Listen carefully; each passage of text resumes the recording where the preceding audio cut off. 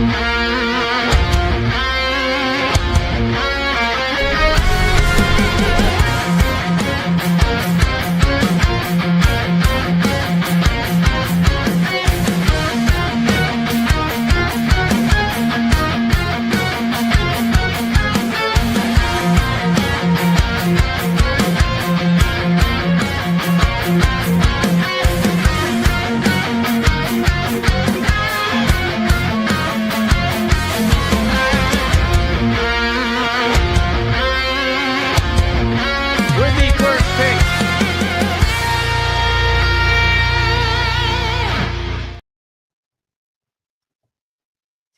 right, welcome into the Fantasy Rant podcast. We're finally back. It's been a long hiatus for us. But, I'm Mason Beck. I got my hosts here, Lee Cook and Dan Baker. Glad to be back. Talk some fantasy with you guys again. For the first, we're going to start off with talking about some rookies. We're in the heart of rookie season right now. So we're going to be going over the consensus rankings based off of sleeper, superflex leagues, dynasty leagues. And just kind of, showing whether we disagree, whether people are drafting wrong or not. But let's just get straight into it. The first Before pick. we get to him, just a second. It's been a long time. I know you touched on it. We got a new design. We're refreshed. Hope everybody that was with us before comes back, and we're looking to add. So please, thank you guys for sticking it out. And we're thrilled to be back. Yes, sir. Let's get into it. Well said, man. But all right. So obviously we'll just jump right in. There's not much to talk about with the unanimous consensus first pick of this draft. It's Ashton Gianti. I'm sure you guys have nothing to say about that. No argument against it. Do you think he's a better prospect than Bijan was 2 years ago? I think prospect. Yeah, I feel like the numbers were there, but I do think that Bijan's got the explosiveness, already has the landing spot. I think that Pete Carroll should have the running game like he always has. It should be a good spot for him, but is the offense actually going to move? What do you guys think? Gianti just scares me a lot more than Bijan did because of the division he was in. Obviously, you're drafting with a 101, but conference he was in. A lot weaker opponents, and just he has a ton of tread under those tires already coming into the league. So that's a little worrying, but still, you're taking him 101. Yeah, I think he has more buzz potential than Bijan. And I know he has the draft capital of Bijan, but I feel like Breece Hall, I feel like he's much more comparable. And Breece was a consensus number one, even with the second round capital. He compares more to Breece than he does to Bijan as a prospect, in my opinion. And who do you think will have? Oh, really quick. Who do you think will have a better year this year? Of the three, or just between him and Breece? Just 1 year, yeah, him and Bijan. I would say Bijan is probably going to get more touchdowns. All right, I figured we say Bijan, but let's answer the other guy too, Breece or you keep on saying Gianti. It's Genti, right? I feel like you got this like French pronunciation, Mason. You sound so fancy over there. Gianti. It's Gianti. Gianti. Are you guys jaunting with Gianti? I would take Genti over Breece this year, and going forward, obviously. But there's so many question marks with the Jets offense. Who the hell knows what Justin Fields is going to look like? And we know in general the running quarterback can take away, some touchdowns, can take away a little bit of opportunity. I don't ever remember Fields being a big drop it off to the running back as far as receiving work. And I do remember Geno, not having any numbers to base on it, but it felt like Kenneth Walker and Charbonnet a little bit. They both got a pretty decent amount of work in the passing game over the last couple of years. Yeah. I also believe in Braylon Allen having a good year too. He showed a lot of promise in year one. I think he's going to take a lot bigger role. There's a lot of talks of them moving on from Hall at some point during this offseason. That doesn't seem like it's happening. But still, if you're willing to move on from a guy, it seems like you're willing to work in some other guys. 100%. I'm also with Genti. It seems like they're talking about 3 running back committee. Isaiah Davis even showed promise. So I think they're all going to see some amount of work, which will Gentry's not going to have that competition. Are you guys dropping Raheem Mostert? I have him in one league. I just drafted Gianti, so no. But I mean, I'm trying to trade him to whoever does have him as a handcuff, and that's really it. That's smart. Yeah. Yeah. All right. Moving on to the next couple ones. After the 101, it kind of changes up these next three picks. It's, depending on team needs. We got Amari Hampton going 102, Travis Hunter going 103, Cam Ward going 104. I've seen that in most of my leagues. I want to jump in kind of first. Travis Hunter is the one that really kind of scares me there, where he's at, just because in an IDP league, I'm taking him no matter what. Like, I love him in IDP leagues. Having a wide receiver at the cornerback position is kind of a cheat code, but there's just still a lot of nerves for me to draft him at the 103 for a guy that might not play receiver come year 3 or 4.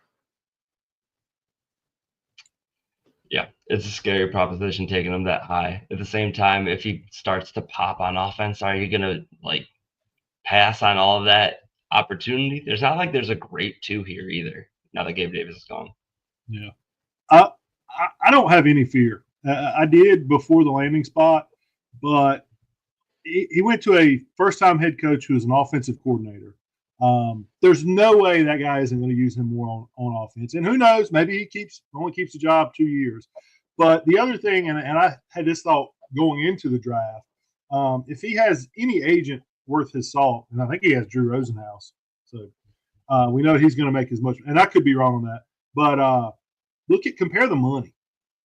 Compare the money for wide receivers and cornerbacks, and it is a obvious choice of what position. If he has to play one primarily, you're going to play one that is, just taking off in money.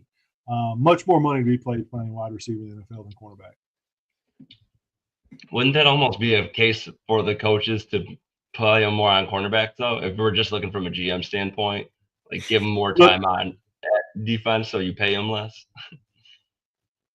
No, because you want to win. You want to keep your job. You want to keep your job for both these guys. 100%. You got to get them out of the field. All right. But Cam Ward at 104, I mean, do you guys have much to say about him? I'm not the biggest believer in any quarterbacks from this class, but do you guys think taking him at 104 in a Superflex league is fair? I'm kind of I've been stuck in that spot where, kind of QB needy, and I've avoided him because I don't believe in him. But do you guys think if you are a QB needy team, that is the place to go? I'm in the same spot. I had an opportunity to take him, and I could have used a solid quarterback 3. He's going to be on a rookie deal. He's going to have some weapons around him, 2. But it's not a promising spot. I have him ranked at the 4th overall. But if you need wide receiver or running back, I wouldn't be mad taking the next 3 guys that'll be coming up here over him. So the lack of talent in the skill positions is scary. They have invested a lot in the offensive line. It still wasn't good last year, but you hope a couple of those first-round rookies over the last couple of seasons, really take a step forward. But it's the long game with him. I mean, I could see him having a Bryce Young-esque rookie season. The talent's there, but he takes a lot of risks. So he's going to throw 15 interceptions. I feel like 15 interceptions is the floor. He's not going to get benched. Will Levis is probably going to get traded. Maybe they keep him as a backup, but I could see him being somewhere else. Some type of Sam Howell deal from last year. Do what? Some type of Sam Howell-esque deal from last year. I think so. Yeah, I mean, I think any value they can get. Obviously, there's going to be no quarterback controversy, but at this point, you're moving on. If Aaron Rodgers doesn't come back, if Pittsburgh's sitting there and Pittsburgh will be a prime candidate. And there's a few other spots. People always get hurt. I could see an argument for taking him at 102 if you're super flex, you're in need of a quarterback. It is the most valuable position, but we talked about this in our group chat. I was at 105 and needed a quarterback. and Cam Ward was there, and I traded that pick for Brock Purdy. Just Cam Ward's the ceiling play, but there's so much bust potential there. We'll see. But I think the really bad thing for him is he's going to be compared not to quarterbacks in his class. He's going to be compared to the quarterbacks from last year. And he probably would have been the fifth or sixth quarterback taken last year in last year's draft. Yeah, that's fair. Entirely different quarterback class. But all right, we'll move on to the next couple. I'd say the next three. At the 105, we got Tet McMillan going. Then we got Travion Henderson going 106, and Keyshawn Judkins going 107. Those picks to me are very like that kind of range is very team need in my opinion. If you need the wide receiver, obviously go Ted if he's there, but taking 105 Henderson or Judkins does not necessarily, it's not completely out of the water. My main thing is, which one of those two are you guys kind of taking? I'm more leaning towards Henderson because I believe that offense is going to be a lot more potent than the Browns are going to be this year. Sorry, Dan, but I think the Patriots are going to pop more. I mean, they're both. Yeah, I mean, Patriots have set themselves up in a better situation. You got Kenny Pickett as your quarterback probably for the first couple of weeks. Like we have 4 quarterbacks, which is not a brag at all. We have 4 quarterbacks, but we have wide receivers to throw to at least, like Judy, Tillman, Njoku, even Hand that we brought in. It's like we got some guys that can do something with the ball. Jerome Ford's going to be a little tiny bit of lightning to Judkins Thunder. So I think the pieces are set up. And if we put Joe Flacco as our starter, we'd probably be like a top 12 to 15 range offense, I'm guessing. But we don't need that. We need higher draft picks. So throw in Kenny Pickett. Let's get that like 3-14 record.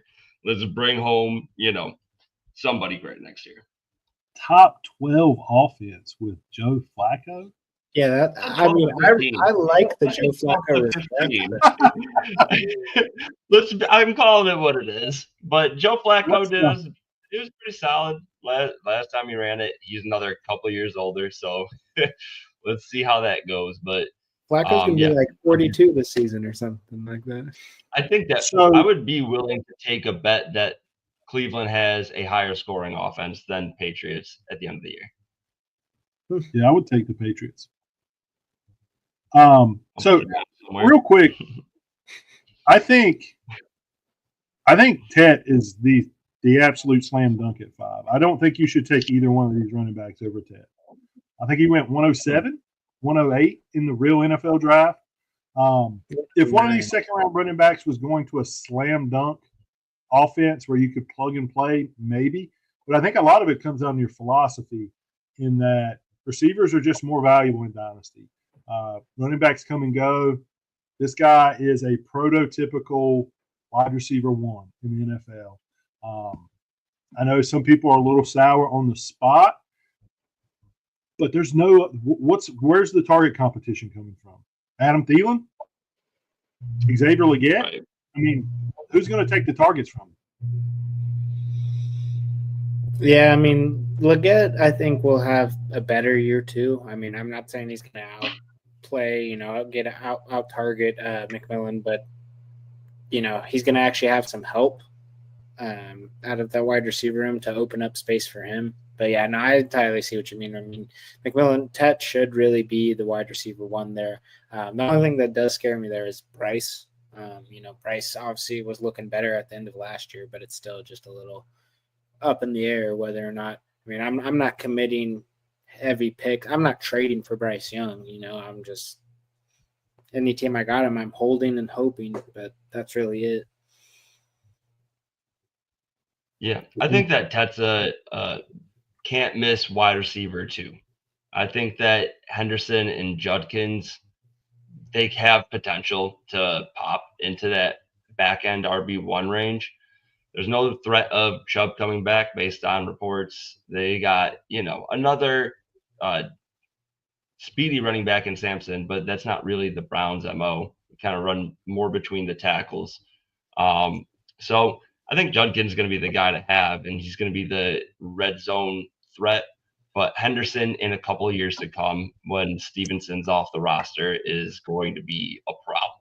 So I definitely have him ranked above Judkins, but I do think that, based on team need, I wouldn't be mad taking Henderson or Judkins above McMillan, especially with all the RB needy dynasty teams out there. We'll get to the other guys in a moment, but Henderson is the explosiveness.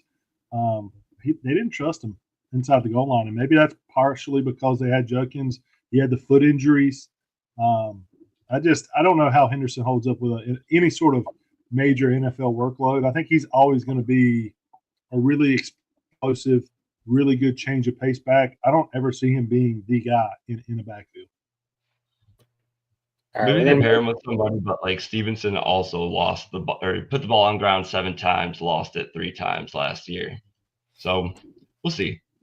All right, we're going to move forward with the rest of the first round. At the 108, we got Tyler Warren. 109, don't mess it up. Emeka Egbuka, I hope I said that right. And we got Caleb Johnson going 110.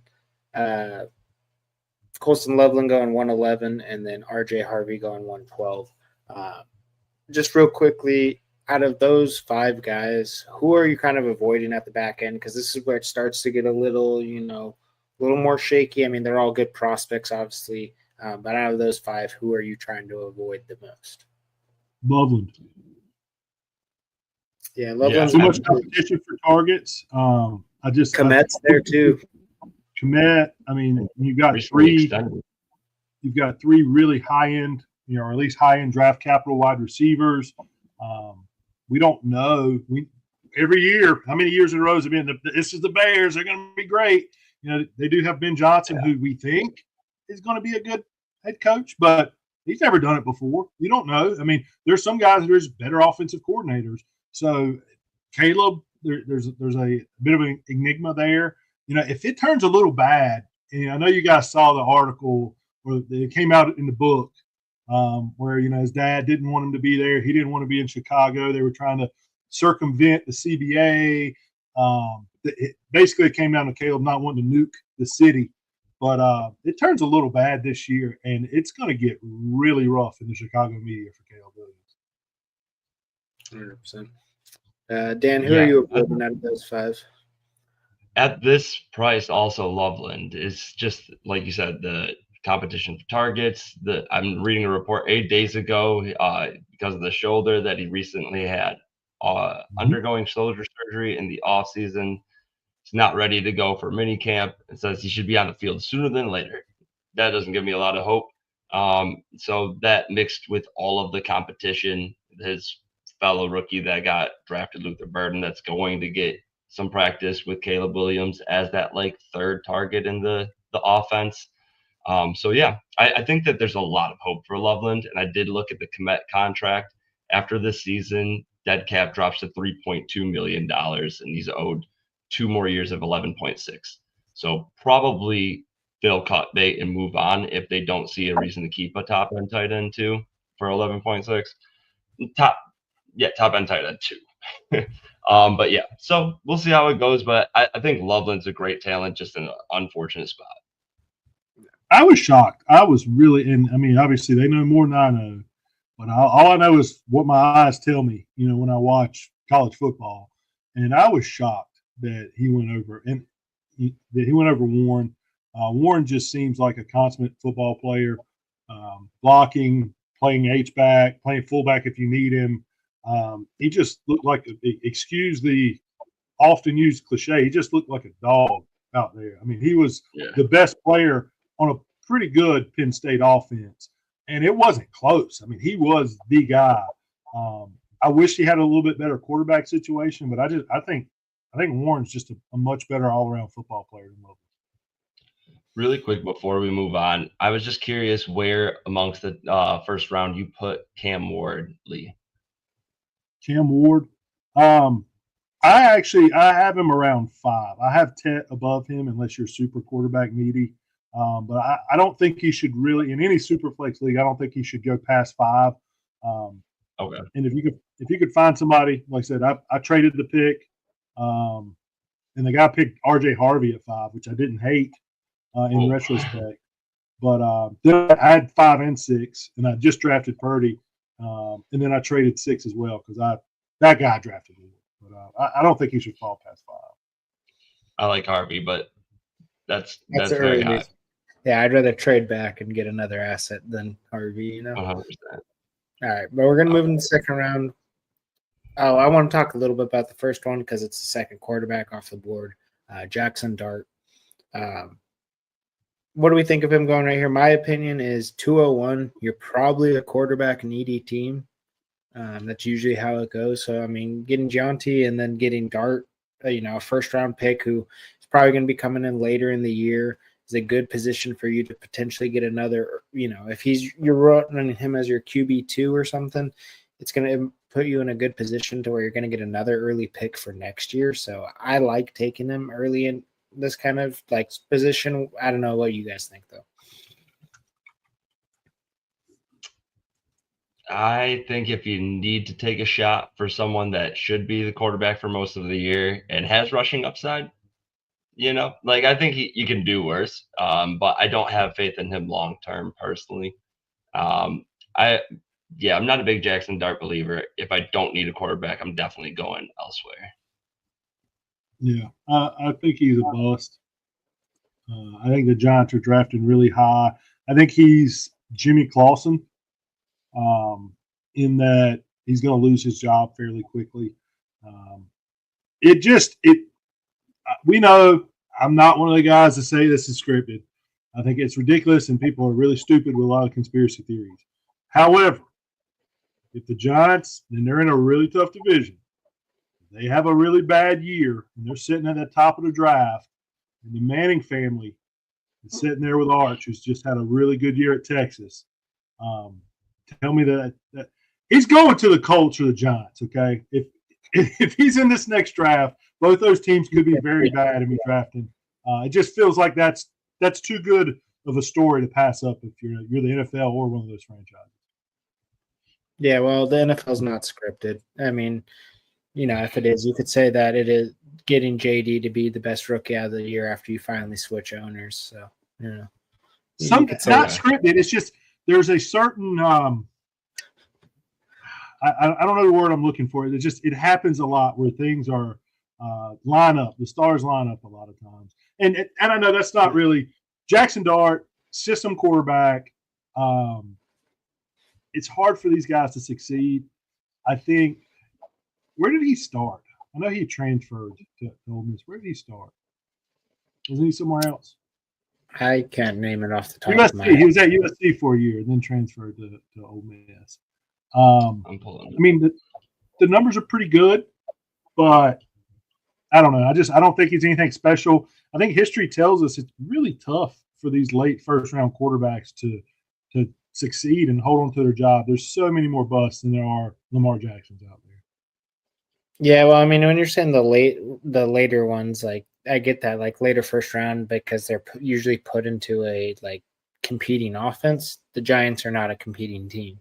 That's the thing is, they might be able to give him a little more patience instead of, like the Steelers, which were a ready team when they drafted Pickett and he failed, so they were quickly like, all right, he's gone. Yeah, that I think just about 7 games at USC to start. Yeah. Well, here's the thing too, and you're right. I mean, their defense should be better. I don't know what the back end looks like, but adding Abdul Carter, really good D line. It's very likely. Let's say they're not a competing team. They lose. Dayball's gone. Shane's gone. You come in with a whole new. That's the other thing that really bodes against him for being a long-term guy. There is whole new staff, whole new front office that has no loyalty to that draft pick. They're going to want to get their own guy. We've seen that time and time again. Yeah. All right. We're going to move on to the next. We're going to scroll through the next 5, I believe. So this is kind of where it really starts to cut off in the talent, in my opinion. 202, we got Matthew Golden. 203, we got Luther Burden. 204, we got Higgins going to. Yeah. Sorry, it's Jaden or Jalen? I always forget. Jalen's that. Yeah, Jalen is Jalen Noel and Jaden Higgins. Yeah. Jaden Higgins. And we got Trey Harris, 205, Camp Scatabo, 206. Any of those really stand out where you want to give a talk about them? I'll say click it one more time. I'm guessing this is the next guy. Yeah, I think that guy deserves to be. Yeah, I think Jack Beck. I would say one more. Just because the same competition really in Vegas. Besides, like Jacoby Myers, Bowers are it, and then that no really competition besides that. Yeah, I'm personally lower on Golden and Burden because of the competition, and it's never been like a clear pecking order in those two offenses. I feel like outside of DJ Moore for one season maybe, and I think Jaden Higgins and Trey Harris both have a great opportunity to be the guy that's on the field more often. Though the Y in the offense going to be a threat opposite a very talented wide receiver, and I think both are going to be, they're obviously both attached to really solid quarterbacks. Jaden Higgins and Trey Harris, if I didn't say it already. Agreed. Yeah. I like Higgins' talent a little more than Harris. Although Harris is that converted quarterback. We see those guys succeed a lot. Having a higher football IQ, being able to have seen the routes from both sides. But I think Higgins is just a physical monster and could not have gone to a better situation. I think Higgins in 2 years could surpass Nico Collins and be the wide receiver one for the Texans. That's how. Wow, that's a strong statement. That's for sure a strong statement. I think that he plays into Nico's strengths because even though Higgins appears just to be the outside type of guy, he can run routes over the middle. Obviously, they got Noel as well. So let's see how much he factors in, how much Christian Kirk factors in his 1-year deal there. But I think that Higgins will have the highest snap percentage in most opportunity. Yeah, there's just a lot there because Tank Dell, I mean, obviously going into the season injured, but can't count him out completely just yet. We'll move forward. Didn't he go on the pup to begin? Isn't he like actually out for the year? Is he out for the year? I knew he was starting the year injured. See how I believe so. I believe I saw where he is out for the year. They think based on drafting a receiver in the second and third, that tells you everything. They think he's out for the year, and to me, it tells me the Texans don't know that he's ever coming back. If you're spending that kind of draft on a receiver, yeah, he's not ruled out for the year yet. But they're saying he's more than likely to miss the entire season. But we're gonna go through the rest of the second round real quick.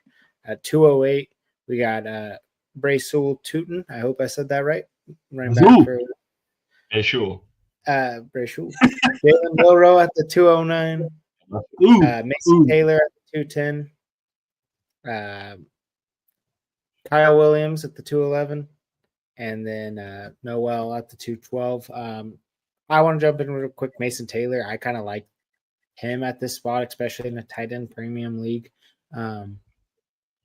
Jets don't really have anybody except Garrett Wilson. There's a lot of opportunity there. They drafted him a little early. Obviously, Fields, we'll see how that kind of works. And, it's the Jets, so trusting the Jets is a hard thing to do. But there's just the opportunity. There's a ton of opportunity for him there. I want no parts of Jalen Milroe that early. If I could get him in the third, mid third, I'd be all right taking the shot.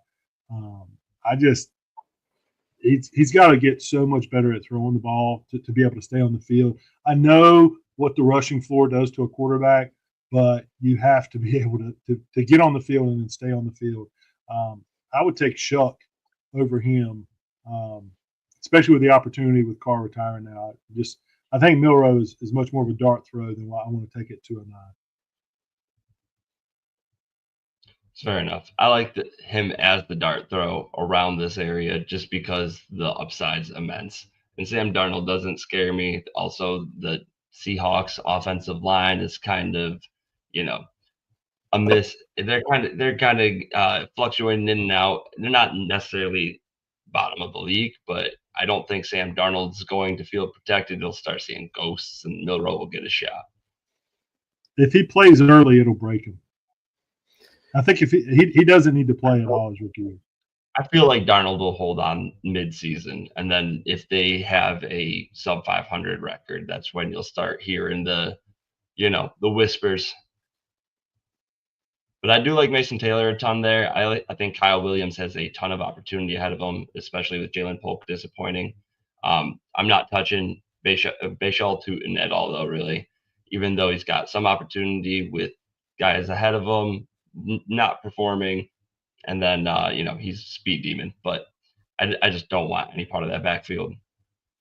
All right, we're going to move into the third round. Kind of go over it a little quicker. At 301, we got Shador Sanders. 302, we got Tyler Show. I'll just touch them real quick. Out of those, who are you? All right, there you go. You're taking Show. I am also the same way. I think Sanders' path to starting is a little harder. Show should be the week 1 starter. And in the third round, taking a starting QB, I'll take that any day. The draft capital as well. I mean, he was the 3rd quarterback drafted in the NFL. I like him over Milrose. Obviously, I like him over Sanders. Tyler Shook. Yeah.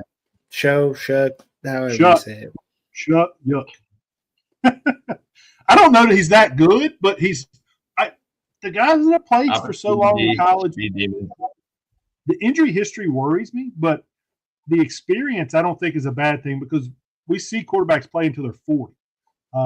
He's going to have every opportunity, and there's some pieces around him. Exactly. All right, then we'll pop the next 5. At 303, we got Dylan Sampson. 304, Elijah Arroyo. 305, Devin Neal. 306, Terrence Ferguson. 307, Trevor Etienne. Any of those guys really stand out to you? At this point, you're kind of just doing dart throws in a weaker class. Any of these guys kind of stand out to you? I like Terrence Ferguson. I think that he falls into a good spot. Tyler Higbee's an old man, and there's some fluctuation happening there as well. Puka, Devontae is there. After that, it's Tutu and Demarcus Robinson still. Demarcus Robinson's a 49er. Oh, okay. They got somebody else that's like a distant 4th on that team. But anyways, no competition in the tight end position. I think that the offense is still going to be great as long as Matthew Stafford is healthy. As long as he's healthy, I think Ferguson has a chance to be one of those sneaky tight ends that you grab and could outperform guys like Loveland, like we were talking about earlier in year 1.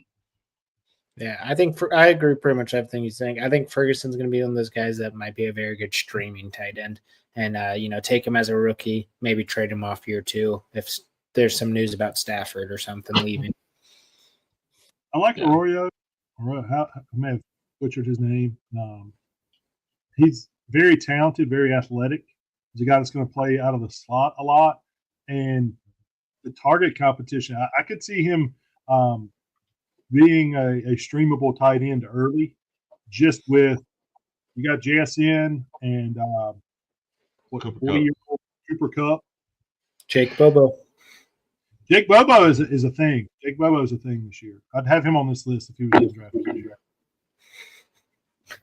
All right, we'll move on to the last 5 picks of the 3rd round.